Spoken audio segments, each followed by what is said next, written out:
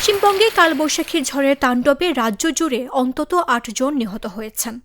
শুক্রবার বিকেলে কলকাতা ও এর আশপাশের জেলাগুলোর ওপর দিয়ে এই তীব্র ঝড় বৃষ্টি বয়ে যায়।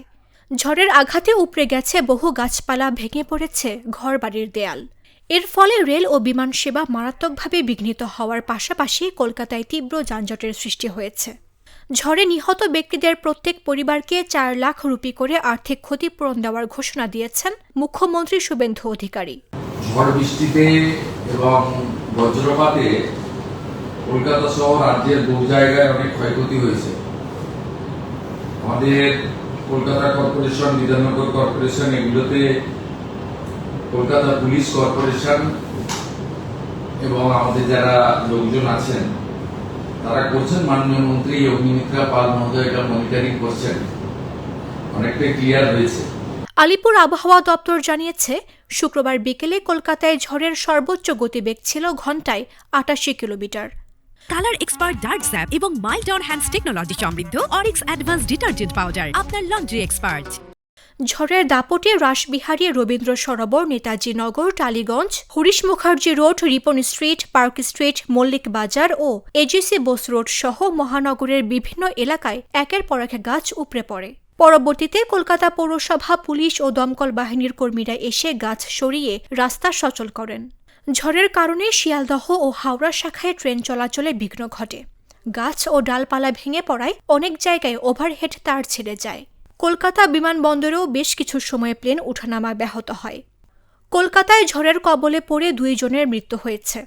পুলিশ জানায়, ঝড়ের সময় একটি গাছের ঢাল ভেঙে চক্র রেলের ওভারহেড লাইনের ওপর পড়লে তার ছিঁড়ে আগুন ধরে যায়।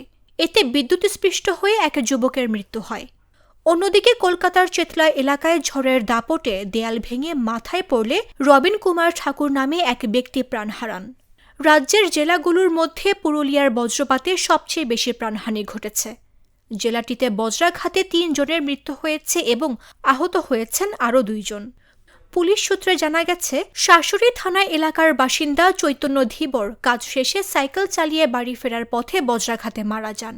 এছাড়া শেখ ছুটু নামের এক যুবক এবং বড়াবাজার থানার পালমা গ্রামে মাঠে কাজ করার সময় নিমাই চন্দ্র গড়াই নামের এক কৃষক বজ্রপাতে প্রাণ হারান। পশ্চিম মেদিনীপুরে ঝড়ের কবলে পড়ে রূপক চৈরা ও অয়ন গোস্বামী নামের 9ম শ্রেণীর 2 ছাত্রের মৃত্যু হয়েছে। এছাড়া ঝাড়গ্রাম জেলায় মাঠে ঘাস কাটতে গিয়ে বজ্রাঘাতে মুক্তিপথ পাল নামের এক ব্যক্তির মৃত্যু হয়েছে। ওদিকে হুগলি জেলায় ঝড় বৃষ্টির পর থেকে এক মৎস্যজীবী নিখোঁজ রয়েছেন বলে জানা গেছে। পশ্চিমবঙ্গের রাজ্য সচিবালয় নবান্ন থেকে মুখ্যমন্ত্রী শুভেন্দু অধিকারী জানান, ঝড় বৃষ্টিতে কলকাতা ও বিভিন্ন জেলায় ব্যাপক ক্ষয়ক্ষতি হয়েছে। পরিস্থিতি দ্রুত স্বাভাবিক করতে এবং উদ্ধার কাজ তদারকির জন্য পৌরমন্ত্রী অগ্নিমিত্রা পাল, কলকাতা পৌরসভা ও কলকাতা পুলিশ একযোগে কাজ করছে। মুখ্যমন্ত্রী নিহত ব্যক্তিদের পরিবারের জন্য সমবেদনা জানিয়ে দ্রুত 4 লাখ রুপি করে ক্ষতিপূরণ দেওয়ার নির্দেশ দিয়েছেন।